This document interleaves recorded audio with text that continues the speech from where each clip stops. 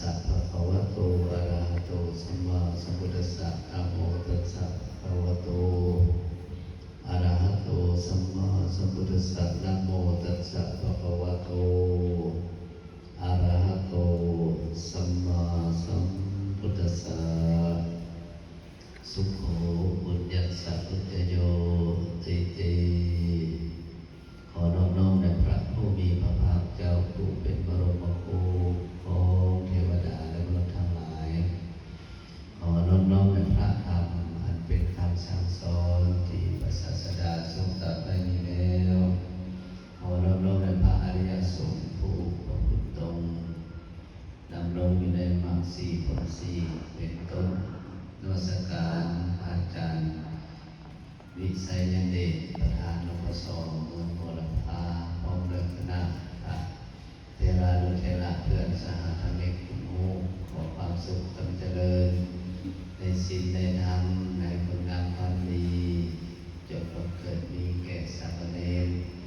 ในศีอุบาสกอุบาสิกาคณบดีที่เข้ามาทำบุญถวายทานไหว้พระฟังธรรมในค่ำคืนนี้โดยทั่วกันทุกท่านทุกคนณโอกาสนี้สาธุส่วนต่อไปก็วางมือจะได้สะดวกสบายในการฟังธรรมสินั่งสมาธิก็ได้นั่งสมาธิก็ได้นั่งตะหมอกก็ได้ให้เอาสบายสบายสิเจริญอานาปานสติก็ได้เอาสติมาตั้งไว้ที่ลมหายใจเข้าหายใจออก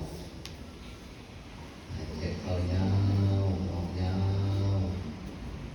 เข้าสั้นออกสั้น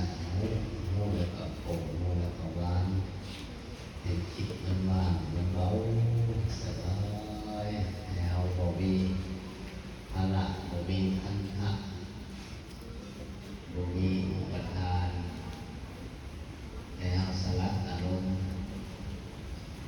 อยู่ในกรรมฐานสมถะกรรมฐานวิปัสสนากรรมฐานให้เอาสบายสบายจักนาทีสองนาทีก็ยังดีไม่จำเป็นจะร่วมกันจนน้อยแล้วนิดมาร่วมกันก็ดีที่สุดน้องดีก็ร่วมกันพวกเราจะได้เป็นผู้ที่ฝึกตนการฝึกตนเป็นการปฏิบัติธรรมทวนกระแสส่วนทางใน